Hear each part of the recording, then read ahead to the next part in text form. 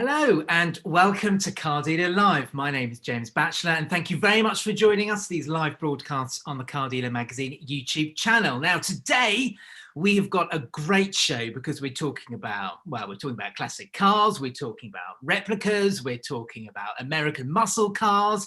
And why are we doing that? Well, we've got Pilgrim Motorsports on the show, a very well-known and highly regarded firm that began life 60 years ago and has been building Cobra and Speedster replicas. It's a specialist in sourcing Mustangs from the USA. And not only that, but it also restores and maintains classic cars. Basically, it's a one-stop shop, really. And if you're a petrol head, you'll have no doubt have heard of them. So to chat about this and lots more is director Phil Bennett. And he joins me now. Hello, Phil. Hello, Paul. It's actually Paul. That was a good start, wasn't it? A fabulous start. It's Paul Bennett, ladies and gentlemen. It is indeed. Paul. It is indeed. Good morning. How are you? I'm all right. Lovely to have you on. Now, it's quite difficult to summarise your business in a couple of sentences, really. So can you just explain a little bit more about the company's history, because it goes back a long way, and what you do today? Well, as you quite rightly said, it's been going for a long time. It was one of the first companies to start the kit car business, which I'm sure a lot of your viewers will understand. And it was brought along with, we're well known for our Cobras and Speedster replicas. And before I came into it, there was things called Bulldogs, which looked like the old MGTCs, and those sort of cars. So there were about 4 or 5 different cars before they settled on the Cobra, which was the main car. And so that happened in the late 88, around that sort of time. So that's when the Cobra sort of really became strong. And the kit car industry was really, really buoyant. It was the generation of that time was the guys that had grown up with their fathers and worked with them and done the brakes and everything else. So that generation of people were sort of make, do and mend. They could make cars. So the kit sales were very, very strong at that time. They've gone off slightly over the years because the younger generations now tend to just want to buy them and be on the road immediately, whereas some of these guys have been building them for years. So that's pretty much the history of the company, how it came along. And then obviously the Speedster was brought into it slightly later, so we started building Speedsters as well. And then when I got involved in the company, and I've been in the motor trade for all my life, and I've been always an interest in classic cars. It was American classics that we wanted to bring with it, because the kit car business was gone from its heady days of selling 5-10 kits a week, would you believe, to sort of, you could see it just coming off slowly. So I'd always had passion for Mustangs. That was always my thing. So it seemed a good idea. My business partner and I, who Adrian, who used to restore cars to concours condition, that's was his background. And he said, well, I like Mustangs as well. Let's start with that. So we ended up going to America and buying a load of Mustangs and Thunderbirds and Galaxies and even TR4s. We had everything coming back. So we brought everything back. And of course, we enjoyed the Mustangs and the Corvettes a great deal. So we decided that we wanted to go down that tack. So Adrian, now we've built an office in America and literally work in America, finding the best possible cars we can find. And that's what brought the Mustangs to us, as it were, and the quality of the Mustangs, along with our manufacturing base. And then we built a sort of big service center for Mustangs and Cobras. And we've also gone into the modern Mustangs as well now, because since 2015, when they came over here right-hand drive, thank you very much, Ford Motor Company, they certainly helped us no end, because it really did bring the Ford Mustang back to flavor. So as a result, we've taken on some real high-tech guys as well. So we're doing supercharging on the modern Mustangs, as well as obviously our classic Mustangs, So we've got sort of an 8-car bay where all our Mustangs go in, the classic cars. So we're constantly busy on restorations or upgrades.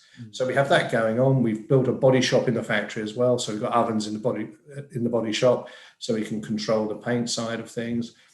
With the Cobra builds, obviously the skills there were fabrication, metal fabrication, so we can ally those skills that we've got in that department with our classic restoration. So if you can't get the part, we tend to make it. So we've got, as you quite rightly said, it was very nicely put, there's a one-stop shop. That's what we've tried to build here, so that if a client has a classic car of any sort, we can look after it. We've just had a client in today who's picking his E-Type up. We've just done restoration on an E-Type. So we don't just stick to Mustangs, but that's what we're experts in, to be truthful, is the American cars.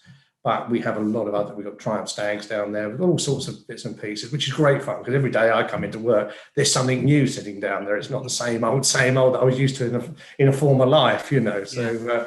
So that's sort of a broad look of what the business is about. And we have experts in each department. We also got a research and development area, which we're well known for building the Cobra, as I said, and the Speedster. And we got approached by Academy of Robotics and Aberystwyth University.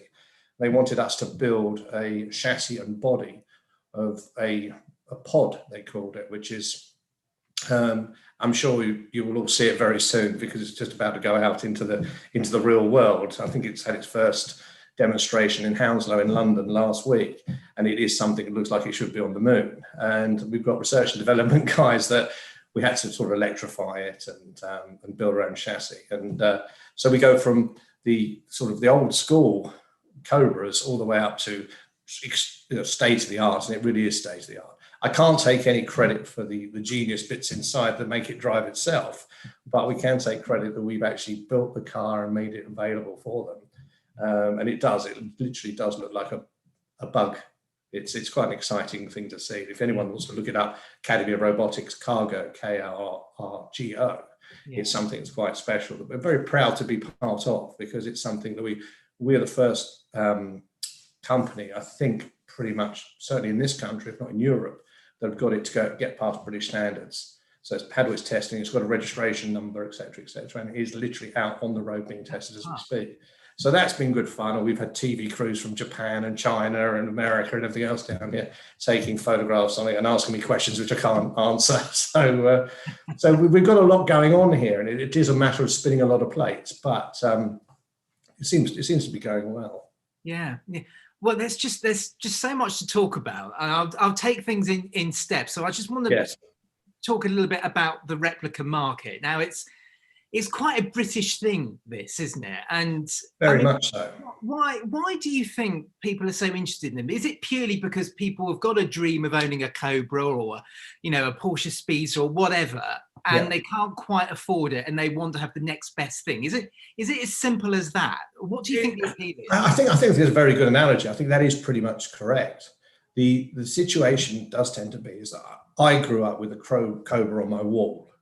Never thought I'd ever reach one. Of course, and for most of us, normal people, shall we say, the sort of £1 million plus for a Cobra that they ask for nowadays is way out of anyone's budget. But having a Cobra and our clients as well, of course it's a Pilgrim, but it's not a real one. But they really have the passion for it. They go to all the races and watch them. They've known them for years, and I think we've always been one of those societies which get involved, ever since, guys come back from the war and all this sort of thing. They've always, make do amend, as we've always said. We've been that sort of culture where I can build that, I can do that.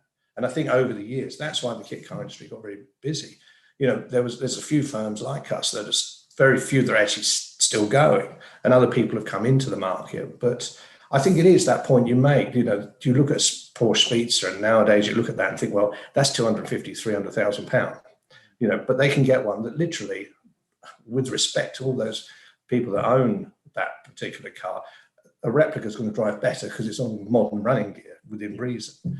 And they can take them off. They go off, and like the Cobras go off and Speedsters go off. We get photographs taken in the Alps and this sort of thing, because they have the confidence. They've got a new car, but the old look. So I think that sort of gets people into them. And it is fun. They are a fun car. A lot of people are worried about buying classic cars because of all the stories, the rust, the dramas, the engine going wrong, the oil pressure, etc., etc. And if you're not hands-on guys, then they want something that they can drive. They can just jump in and go to Le Mans Classic in. And obviously a Cobra is obviously the obvious thing. So I think that's it as well, that people don't want the aggravation of looking at all the temperature gauges as they drive, and they just want to get in something and have a bit of fun. And that sort of bridges the gap. between the classic and the modern. You're sort of stuck somewhere in the middle. So Yeah. I think that's one of the main reasons, or a few of the main reasons, that people come down to us and buy these cars, as well as other companies, of course. Yeah, yeah. Well, you said the market was particularly buoyant in like the 80s and the 90s, and it's not quite so buoyant now. But I would presume that as these cars you're talking about become ever more unobtainable, there's always going to be a passion for people to own one, isn't there? And they can't quite afford it. That's absolutely right. And as you quite rightly say, the price is going further and further into the distance. And also there's a big sort of comeback for retro cars and retro racing. I mean, we're down here near Goodwood, and I'm sure a lot of your people out there will have been to Goodwood and see how much fun you can have at either the Festival of Speed or the Revival. So of course it brings back all those feelings. And when you can sort of say, well, there's them racing, you can have one of these on the road. It's like, wow, that's just amazing, you know. And what's happened over the years is, you know, is yes, the actual building of the cars, the kit form, as it were, is definitely going off. And more of our clients are wanting to buy a brand new one that we've built, you know, because as most of them will quite openly put their hands up and say, you know, wouldn't have a clue how to build this. I wouldn't want to, but I want one.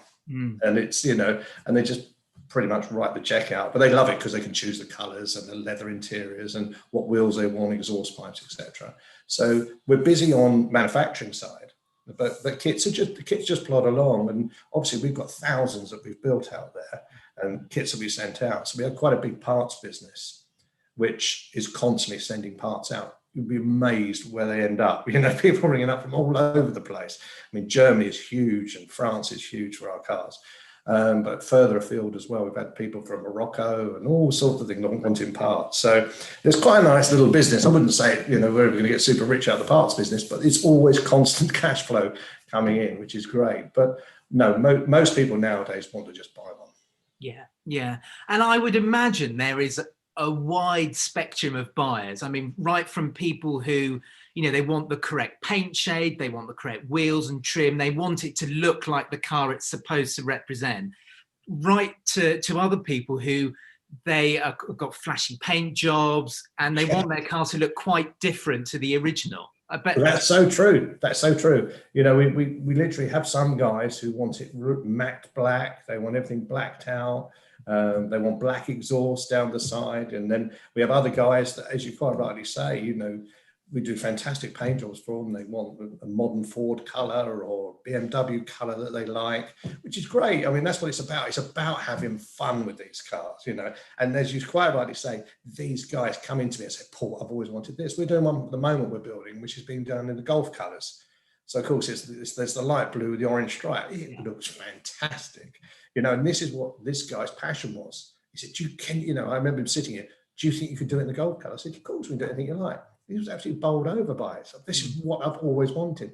Can I have the silver Hannah Brown wheels, and can I have the exit exhaust and all this sort of thing? So you build it, and to be honest, it's great fun, you know, because people, you're building their dream, to be truthful, and of course they become part of it. And if they sort of live locally, they will pop in and see us at time, or come have a coffee because they want to see it and they want to be part of it. So we always make them at least do one nut of bolt up so they can say they've helped build it, you know. So, but yes, you do get very much. You can get the bespoke car that looks, you know, looks nothing, or it looks like the originals, but in flash colors and everything else. And you get the other one that really wants the numbers on it and everything else. So it really does look like old school. So yeah, that's exactly true. Well, what's the used market like for your products? Because you know, these cars like you were just saying, they're hugely personalized. So is there much of a desire for the next owner? There is, very much so. I mean, one thing we've found, as in any manufacturing, as I'm sure you're aware, is that the products are getting more and more expensive to build. So when a car has been purchased by us maybe 5 years ago, the prices have gone up. So there are a lot of people out there that want a used one because they don't do very many miles. Yeah. So of course they've all had reconditioned engines or new engines when they're built. So of course they may have done 3,000 or 4,000 miles, and that's it. So of course it's great value, but also for the client that's buying them, they tend not to lose any money. which is even better. So if they come back to me in 4 or 5 years' time, say, Paul, I'm thinking about selling the car. Yes, I'd like to buy that. Do you want your money back? And they go, really? I say, yeah, absolutely, because we can still make a margin on it because what it's costing for the new ones to be built now. So yeah, that's true. How are these? How are your cars regarded in the classic scene? Because is it a bit of a fallacy that classic car owners of the real things look down their noses at people who have got replicas, or is it a mixed bag? I think it is a mixed bag. I mean, you've obviously got some of the old school people that just see it as a kit car. Now, we've moved on so far from the kit car image. All us guys that are in this business, with the kit car image when it first started, you were making them out of bits of Cortina and things like this. Whereas now, and also the standards that they have to go through an IVA test, which is a government test, which is about 6 or 7 hours.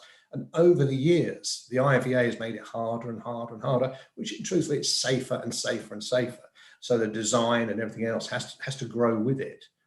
So as a result, the cars now are far superior to they were 20, 30 years ago. And you still get some people saying it's a kit car, but it's not. If they've been manufactured the way we manufacture them, it's just like any other car would be manufactured or hand built, shall we say. So you'll get some of the old school people that who have got classic cars that will look down their nose at them, but there's a lot of people that love them as well, and a lot of guys nowadays, you get very rich guys that may have the originals and will still turn around and say, I love your car, fantastic, because they understand they're in a fortunate position that they may be able to purchase an original car. But it's a form of flattery, really, isn't it? If we're honest, that they've got the original. Someone maybe can't quite strive to that, but they can get something that they can afford, and enjoy. So I think people have sort of woken up to the fact that it's not something that's going to go down the road, the wheel's going to fall off, and the engine's going to fall out, a bit like a clown car. They are actually manufactured correctly and they're proper cars. But I mean, I've never really had anyone certainly talk to me or say anything to me that, oh, it's not this or it's not that. People just seem to like and enjoy seeing them. That's the part. Even people can't even afford to buy one. You see one on a road, you'll get the thumbs up. It's like, wow, that's amazing. As opposed to, I know sometimes you can get some other. They're not quite those signs going up here in Ferrari or Lambo. So people tend to love them. Yeah, and let's face it. I mean, if you've I know we're talking about the super rich here, but if you've just spent a couple of million on an AC Cobra with racing history from the 60s, I know you see them, being clattering around Goodwood Revival, but you're going to be very careful where you're going to use it. Whereas with a replica, you're going to use it more, and that's the point, isn't it? People are actually using these cars. Yes, it's a very good point. I mean, you've just reminded me, we sold one to a gentleman in Ireland about 5 years ago, a Porsche, I mustn't say Porsche because I will get myself into trouble, but 356 replica Speedster. Yeah. And he had an original. And he was a sort of gentleman, I suppose, maybe in his 70s, late 70s, but he still wanted to use it, but was so frightened to use it anymore because it was such a special car. So he got us to build a black one with a black interior, so it was identical to his, that he whizzes around Northern Ireland in constantly. So there is a bit of that going on now, Yeah. Well, let's talk about muscle cars. And yes. I think this is a fascinating sort of part of the business, really, that this idea that, I want a Mustang and you'll go and source me a Mustang, really, or you'll be bringing Mustangs back from the States. What is the situation out in the States at the moment? I mean, is the supply of, high quality muscle cars, in particular Mustangs, is that starting to dry up now? It is. It very much so. 7 or 8 years ago, when we started doing the Mustangs, it was much easier to find them. You will see them advertised, and there's hundreds out there. But to really find quality cars, because it's similar to over here. Why do people not like classic cars over here? Well, they're full of rust, they need welding, they're broken, they've had accidents. Same thing's true in America. So of course, you've got to find the ones that are correct, because in America, what I try and say to a lot of our clients is there isn't an MOT system. So all the underneath is pretty much stays as it was. And we've looked at cars when we've gone out there and they've looked stunning and they've won prizes and stuff like this until we get underneath. And literally put your hand through the chassis.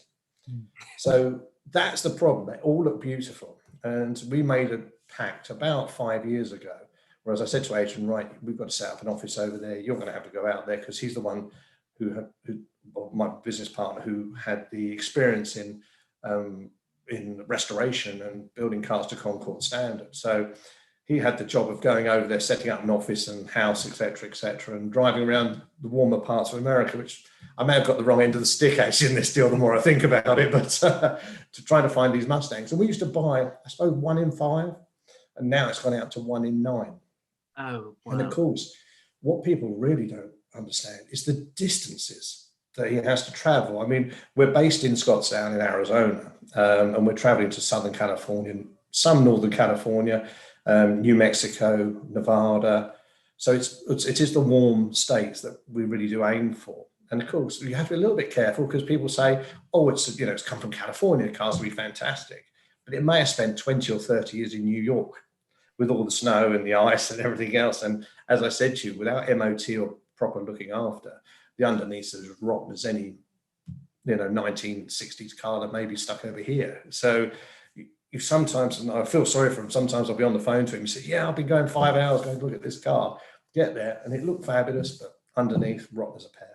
So your point, the question you asked was, is it getting harder? Yes, it is, because also I've noticed a few more Mustang guys have set up as well since we've been going, and of course they're hunting down cars as well. I don't think they have the same scenarios we have. They're being brave, they're buying blind, which we've done it twice and we're never going to do it again. That's all I'm going to say.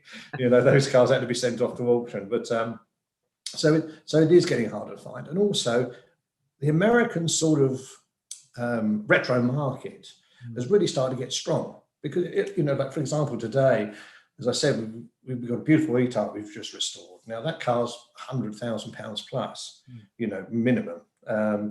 If you can go and get a quality Mustang for 40,000, it's a huge leap. You've got a similar car. I'm not saying Mustang's an E-Type or vice versa, but just to sort of give a look on the classic market. And you think, well, for 40,000, they can pretty much get a show-winning car. It's a lot of car for, truthfully, not a great deal of money. And most of these cars the clients that we buy them off have spent more on the car than we've actually got it up for. Many a time I've got receipt books and photographs. You think, Struth, this must cost a fat of fortune. And they've also done some of it themselves, which kept the labour charges down. And of course, that's the win. That's why I think a lot of people are getting involved in these cars, because they're affordable and also they're reliable. The Mustang, big V8 engine, big carburetor, huge gearbox. They're not going to have any signs come up on your dashboard saying take it to main dealer. That's for sure. It's they're just great cars. I'm obviously passionate about them, but that and the nostalgia market seems to be getting stronger and stronger. Again, the places like Goodwood, and I know there's some other big places up north that are doing these sort of retro big car. We went to Car Fest and things like this, and people are really enjoying coming together and enjoying getting involved in this. You see so many people, they've dressed up in the 60s outfits and all this sort of thing, and they're having a great life with them. And so the hobby, I think, in the market is expanding. And so again, it's getting harder and harder to find the right cars because more people get involved in it. Yeah. But they are out there. You've just got to search them down. If we didn't have Adrian in America, I don't think we could run the business like this. Not to the prolific, amount we do sell. You need someone on there who you can trust, because you also get the Americans saying, "Oh, I'll go and check the car out for you." They do, and if the company says it's not very good, there's two reasons: either that or they bought it themselves. So you've got to be a little bit careful. But no, I think the market is certainly expanding. I mean, obviously we had a difficult year this year, and last year wasn't particularly good either, of course. With Brexit and elections and all this sort of thing. But the market's definitely getting bigger and bigger, and I think what's coming into the market is people who are not particularly educated in classic cars, but they want to be part of it, part of having the fun. And they come to us, and obviously they can walk around and see cars actually being built from scratch. We have the molds here. They see the metal coming in. They see us building every part of the car. So when we offer them a Mustang, they feel confident that they're buying it for someone that is going to be there tomorrow, and also we know what we're talking about. And that helps us no end. And let's face it, a Mustang is always going to be popular because it's such an iconic car, isn't it? You don't have to be a car fan to actually recognise what the Mustang represents. So it's quite, I would imagine it's quite a good market to be in for the It's future? it's a great fun market. It's really great fun. I mean, the guys that come down and buy these cars, and girls, we've sold, you know, I don't, because we sold quite a few girls cars as well. We sold a girl a Cobra the other day, which was one of the first, which is fantastic. But these guys come down, and once they get here and they see that, and we turn the engines on and they hear that V8. I had one guy who, we do a lot of business literally from FaceTime. You know, I'll get my phone out and go around, point the car out. And we had one here and it sounded magnificent. He said, "Oh, can you start it?" So I said, "Yeah, sure." So I started up with the FaceTime, and all I could hear over the noise was, I'll have it," because it's just the noise of this huge V8 bursting into life. It just took him over the edge. That's what it is. Everyone loves that burble and that roar of a V8 Mustang. And it is one of the most iconic cars, obviously, you know, thanks to Mr. McQueen and a few of the other Bullet Boys and that sort of stuff. You know, it has got such a legendary status. And the Mustang, you know, whether it's a new Mustang or even an old Mustang, they have like I believe, a soul. And the people that come and buy these cars off us realize that this car's been driving down Santa Monica Boulevard for 20 or 30 years, and what it's seen in that time, you know, and the people have been in it and had their holidays, etc.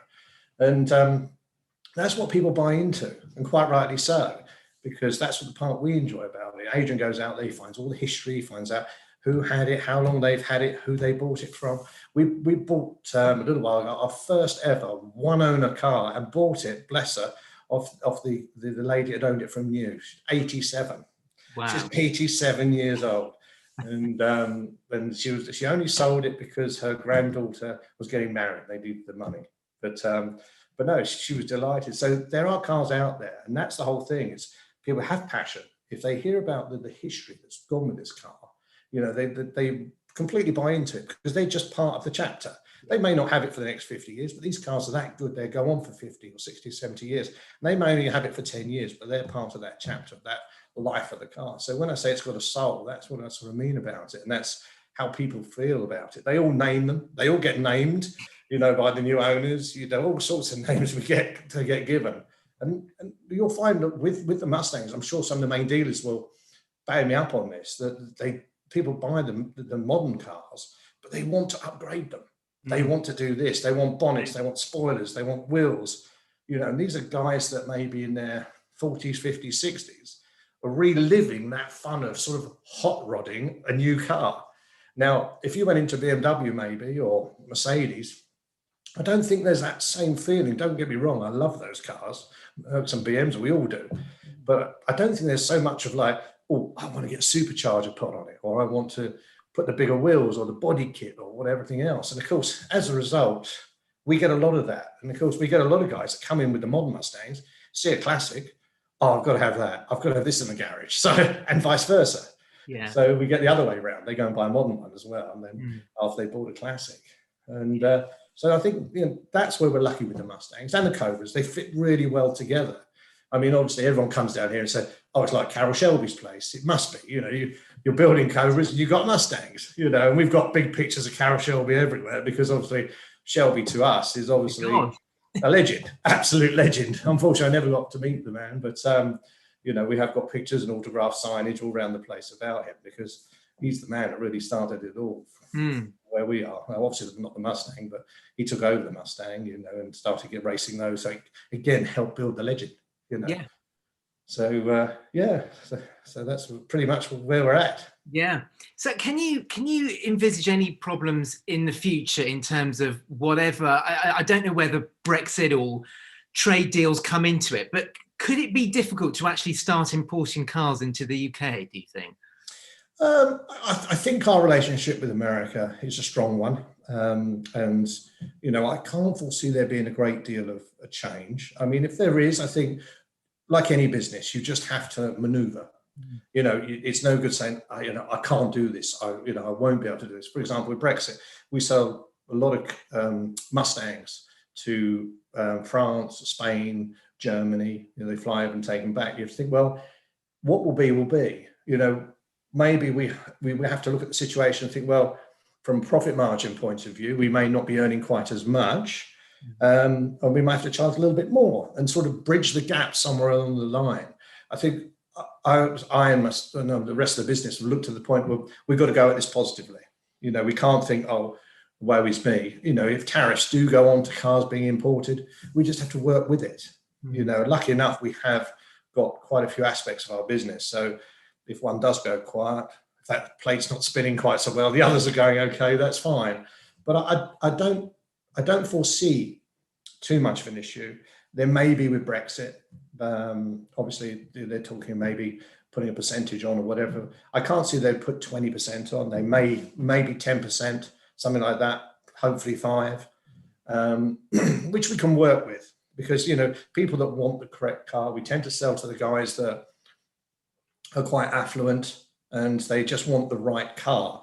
So the things I'm envisioning, thinking, well, we've got a transport side, we've got 4 trailers, 2 covered transporter trucks. We'll deliver it to you free, but unfortunately, I'm going to charge you a bit or you'll get charged a bit of tax, whichever way it might go. So it's not ideal, but I think it's just a matter of working with it. Things like we've just got, think what the business, all these businesses are going through at the moment. We had all the problem with Brexit. We had the general election, so there was a little bit of worry about what was going to happen. And now we're obviously going through this horrible pandemic. It's tough times. It is tough times. But if we can keep being positive and moving on and thinking, how can I make the business better? How can we work harder? And how can we bridge these maybe financial gaps and plan ahead? Then I believe that hopefully we'll all be okay, And I think that's all we've done is we've sat down, we've done lots of planning of how we're going to go forward and where we can, make cuts and possibly add a little bit more. And as a result, we feel relatively confident, when we speak to our clients, especially about the Mustangs, that they all want them. They still want the Cobras. So touch wood, we'll carry on doing what we're doing. Yeah. Well, arguably, you could say you are operating in a market which it could, famous last words I know, but it could prove to be quite resilient to all of this, because compared to the new market where, new cars tend to be a commodity and margins are much tighter, you're operating in a space where cars are dreams, aren't they? And absolutely, we'll want that kind. If it means they have to spend a little bit extra, they don't mind, because they're getting the dream they want, aren't they? And that's exactly it. So long as you're providing them with the correct article, these guys will come down if they want to see the underneath. They want to see, we do big videos of the whole car underneath, etc. So we ship them out to Europe. They know what they're buying. And if they perceive that's the value, they're buying the right car, you're quite right. They will give a bit more. I do feel sorry for these other guys, these main dealers, because as you say, margins are getting smaller and smaller. When I was doing it, I've still got friends that are in the main dealer network, and I don't envy their job. They do it remarkably well. Some of them really do. Bear in mind what they're up against. But no, we are lucky. We are in that dream job. I mean, some people say, if we go into recession, that'd be the first thing to be hit. But one thing we have found, especially this year, is people saying, do you know what? I'm going to have it. Whereas there were so many reasons to say no, they don't want it. Whereas now we've all been touched by this pandemic one way or another. And people are saying, do you know what? I've taken money out of the pension. I've taken money out of savings. I've sold a property, whatever it might be. And they're thinking, I'm going to have some fun. And that's what it's about. These cars are fun. Then although we have got a couple of guys that are driving their Mustangs to work every day, old ones, but in general, they're weekend cars and having a bit of fun with. And that's what they want. People say, I'm going to have it. And quite often, I've had people sitting in this office and I'm saying, okay, well, do you want to go ahead? Oh, yes. Yeah, I'm definitely having it. The wife's going, he never makes a decision like this normally, or vice versa. They just say, I'm going to have it. I just want it. It's a feel good factor. They get to take something home with them that is really, really special. And a dream, as you say, that's the thing. Yeah. So we are protected to a certain degree. I do believe that. Yeah. And we've obviously got the other parts of the business which help that as well. Definitely. Paul, I feel as though we could talk about this for hours, but we're going to have to leave it there for today. But thank you so much for coming on. It's been absolutely fascinating, and I wish you the best for the rest of the year. Well, thanks very much. Much appreciated. And I wish you all the best as well.